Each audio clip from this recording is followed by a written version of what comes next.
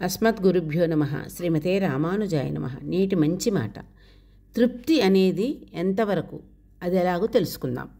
చాలినంత డబ్బు, భూముల్లాంటి స్థిరాస్తులు ఉన్నట్లయితే సుఖజీవనం గడపవచ్చని, సంతోషంగా ఉన్నారని అనుకుంటాం. కానీ ఈ అభిప్రాయం ఎంతవరకు వాస్తవం?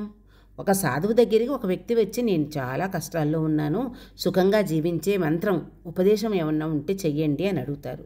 ఆ సాధువు నవ్వి అలాంటి ఉపదేశం తన దగ్గర లేదన్నాడు.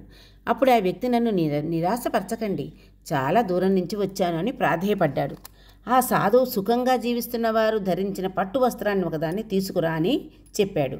ఓ అంతేనా, అదంతసేపు, ఇప్పుడే తెస్తాను అంటూ ఆ వ్యక్తి సగం నగరంలోని ఒక పెద్ద వ్యాపారి దగ్గరికి వెళ్ళి, నాకు మీ పట్టు పంచె ఇవ్వండి అని అన్నాడు. ఆ వ్యాపారి ఆశ్చర్యంగా, ఇస్తాను, కానీ ఎందుకు అని అడిగాడు.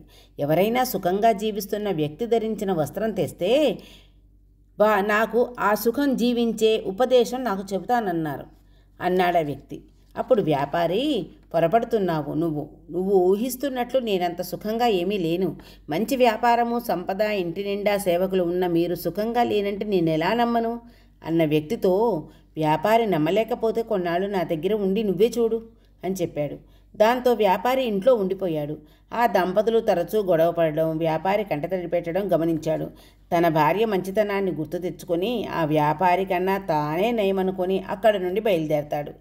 ఈసారి ఓ భూస్వామి దగ్గరికి వెళ్తాడు. వృద్ధాప్యంలోనూ వ్యసనపీడితులైన కొడుకులతోనూ బాధలు పడుతున్న ఆ భూస్వామిని చూశాక అక్కడ లాభం లేదని మళ్ళీ తన అన్వేషణ కొనసాగించాడు.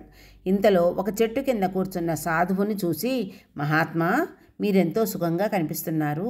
దానికి సాధువు నవ్వుతూ, నిజమే, దొరికిందేదో తిని పరమాత్మను తలుచుకుంటూ బతకడానికి మించిన సుఖమేముంటుంది చెప్పండి అన్నాడు. అయితే మీ పట్టుపంచ ఒకటి ఇవ్వండి అని అడిగాడు ఆ వ్యక్తి.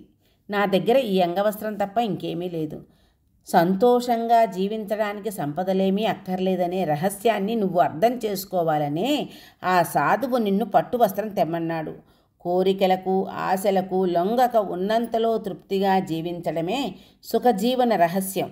ఏదైనా ఒక కోరిక అంటూ పుడితే దాన్ని తీర్చుకోవడానికి మనిషి పరుగులు తీస్తాడు. లేని దానికి అరులు చాస్తూ ఉన్నవాటిని ఆస్వాదించడం మర్చిపోతాడు. సుఖంగా, సంతోషంగా జీవించడానికి కావలసింది సంపద కాదు, తృప్తి అని గ్రహించడమే వివేకం. సర్వం శ్రీకృష్ణార్పణమస్తు. సర్వే జనా సుఖినో భవంతు. జై శ్రీమన్నారాయణ. అడియన్ రామానుజదాసి.